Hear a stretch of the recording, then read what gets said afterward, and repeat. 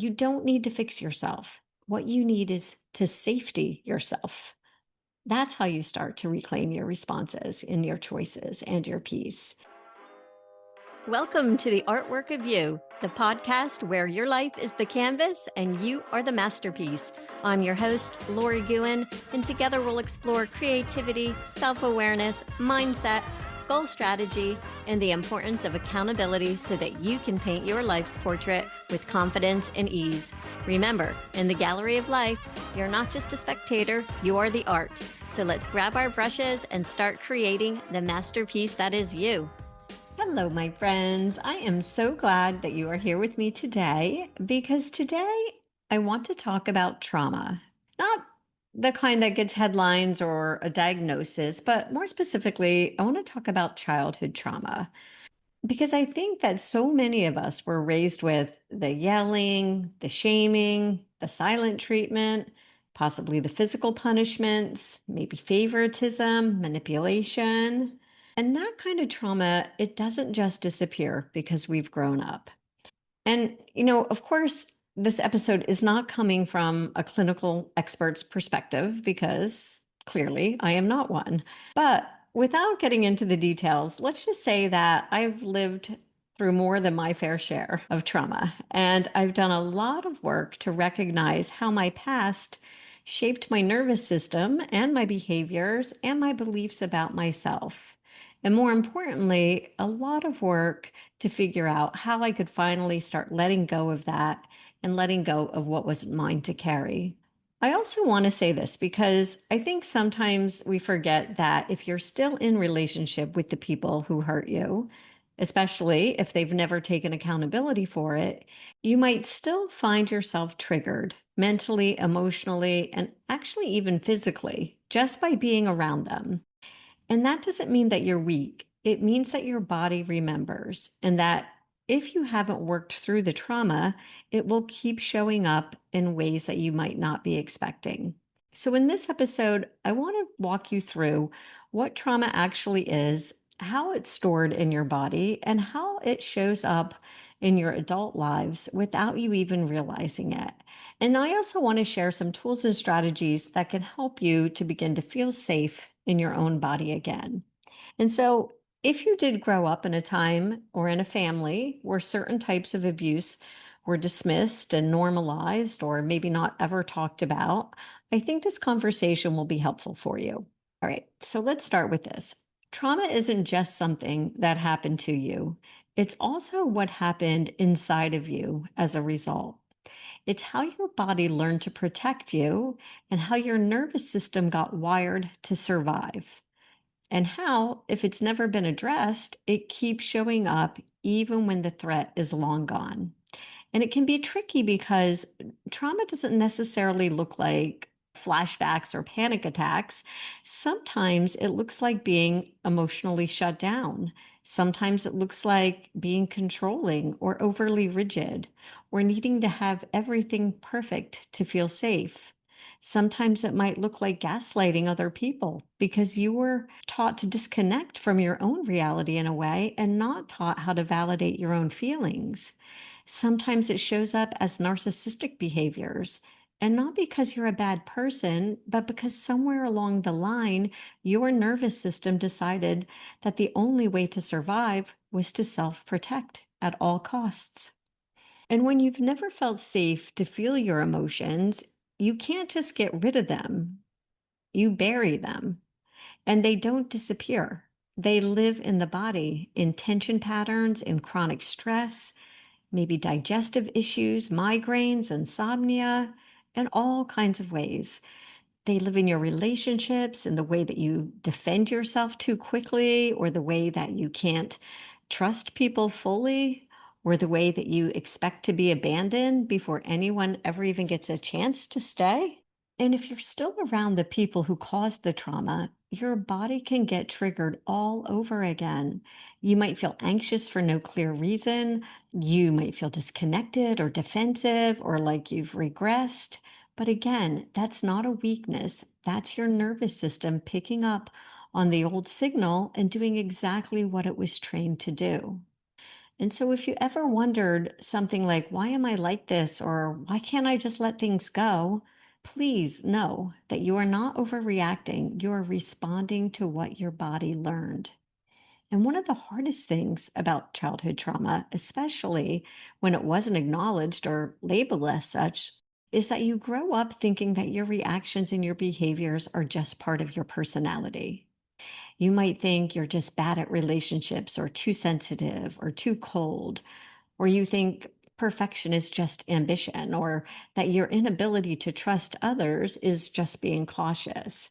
And again, it can also show up as a constant self criticism, maybe the belief that you have to earn your worth or you're staying in survival mode, overreacting to perceived judgment. And that was a big one for me.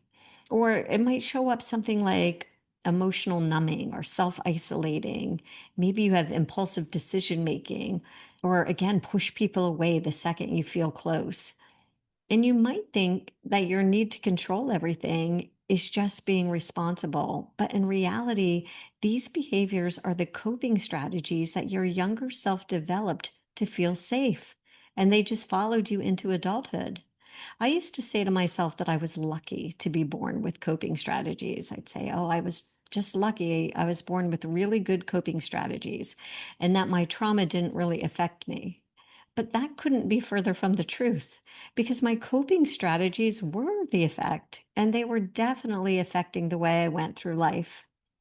And these behaviors, they can go unnoticed for a long time because they often look productive, right? Overachieving, people pleasing, taking care of everyone else's needs while ignoring your own, being the fixer, the responsible one, the one who doesn't cause trouble. These are the responses to pain that was never allowed to surface. And this is why healing is so important because trauma doesn't stay in the past. It becomes your present, your relationships, your habits, your goals, or your lack of them. And the first step is not judgment, it's recognition, it's self awareness, and it's being willing to look at your patterns with compassion instead of shame. The goal is to stop letting it run your life without your awareness or your permission. When you've been living with a dysregulated nervous system, one that'll swing between anxiety, numbness, defensiveness, or shutdown, you can't think your way out of it. And this is why mindset work alone isn't always enough. You need to create new experiences of safety in your body. That's how the rewiring begins. So let's talk about what that actually looks like. Because sometimes small, simple things can make a big difference and let your body know that you're safe now. Here are a few things that I'll share that have helped me and helped some of the people that I have worked with. The first thing is breath work, especially something like box breathing. And if you don't know what that is, it's very simple. You inhale for 4 seconds, you hold your breath for 4 seconds, then you exhale for 4 seconds, and then you hold your breath again for 4 seconds. And that slows down your system, especially if you find yourself spiraling or overstimulated.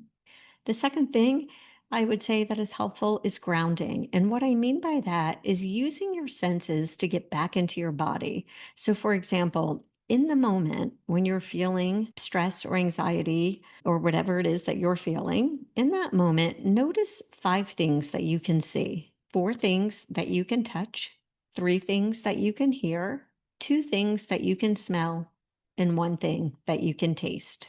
The third thing I would say is gentle movement. So that can be stretching or going for a very slow walk with no goal in mind other than to be noticing your surroundings. So, not listening to podcasts or music or anything like that, just being with your thoughts and noticing your surroundings. The fourth thing is reframing, asking yourself, what story am I telling myself right now? And is it actually true or is it just familiar? Reframing has been one of the most powerful strategies for my own healing. And not because it changes what happened, but because it changes the meaning that I give to it. And meaning really does matter. Sometimes reframing can look like writing from someone else's perspective. And I did a lot of that. And it's not to excuse the abuse or definitely not to accept it as okay, but to understand the possible reasons behind it. Maybe your parent was emotionally stunted or deeply traumatized themselves. And maybe they never learned to regulate their own nervous system, and then that spilled over into how they treated you. And again, that doesn't make it right, but it can loosen the impact that the story has on you. It might also mean speaking to your younger self with the words you wished you had heard when you were little, or writing a letter from your adult self to the child version of you who was scared or confused and trying to make sense of things that they were way too young to understand. Number five, you can also try some form of creative expression to get what's inside of you out without judgment.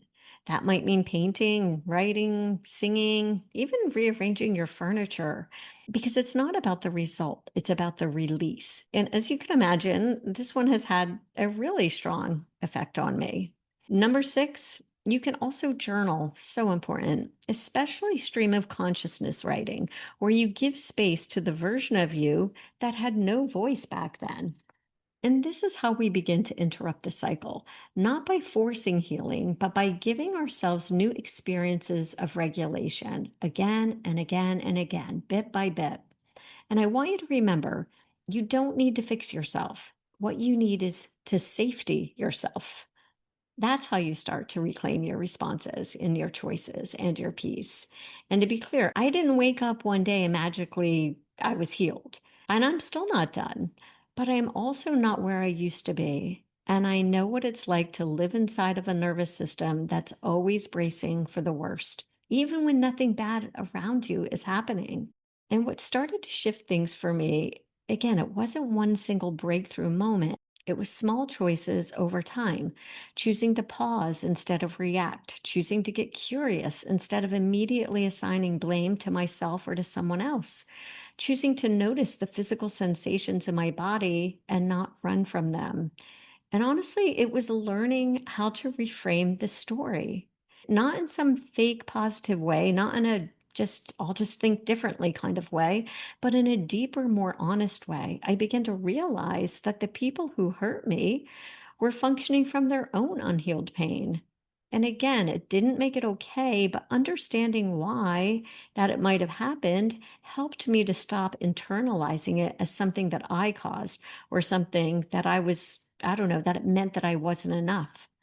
And it helped to change everything. It really did. Because when you stop taking someone else's behavior personally, even when it's directed at you, you start to reclaim your power. And another thing, as I mentioned, creative expression, that also played a huge role for me because sometimes I couldn't put into words what I was feeling, or I wasn't comfortable putting it into words, but I could paint it. I could get it out of my system, out of my head, and out into color and texture and shape. And something about that process made me feel more whole, more authentically me. I also learned to recognize what my body was telling me: the tension, the shutting down, the over explaining, the urge to disappear in certain moments, my controlling nature. Boy, did I have that. My fear of rejection. Again, another big one. All of that was old wiring. And then instead of shaming myself for it, I started to say, okay, this is information. What do I need right now to feel safe? This is the work. It's not always comfortable, but it is deeply freeing because the more you learn to sit with yourself without judgment, the less power the past has to dictate your future. And so, why does all this matter? Well, again, because unprocessed trauma doesn't just stay tucked away in the past, it subtly, or usually not so subtly, shapes your present. It shows up again in your relationships, in your decision making, in your self talk, in the way you set goals, or maybe you don't set goals, in the way that you trust or you don't trust, and in the way that you show up or shrink back from the life that you say that you want. And most of the time, you don't even realize that's what's happening.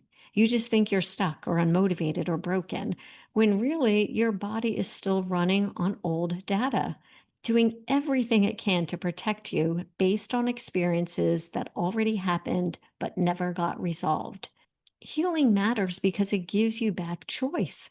the choice to respond instead of react, the choice to stop over explaining or overcompensating, the choice to go after the thing that you want without self sabotaging before you even begin, the choice to stop letting your past become your blueprint.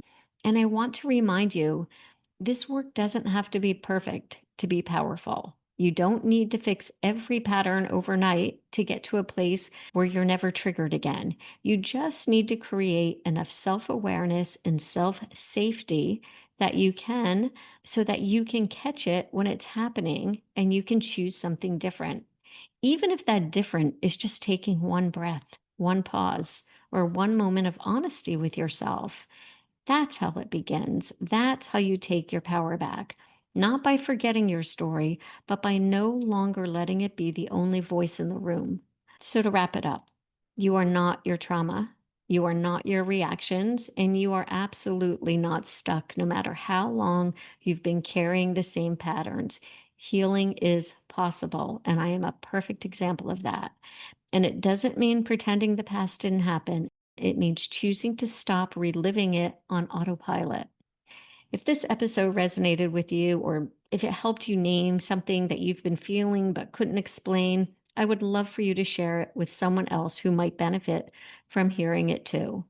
And if you're looking for support, whether it's rebuilding self trust, regulating your nervous system, or finally moving forward with your goals, I can help you with that. You can learn more about working with me by going to my website or by reaching out to me directly. You do not have to stay in survival mode forever. That's a wrap for today, my friends. Thank you for sharing your time with me. And remember to show up in your life like the masterpiece you are, because you are the artwork. Please subscribe and leave a 5-star review. Have a fabulous day.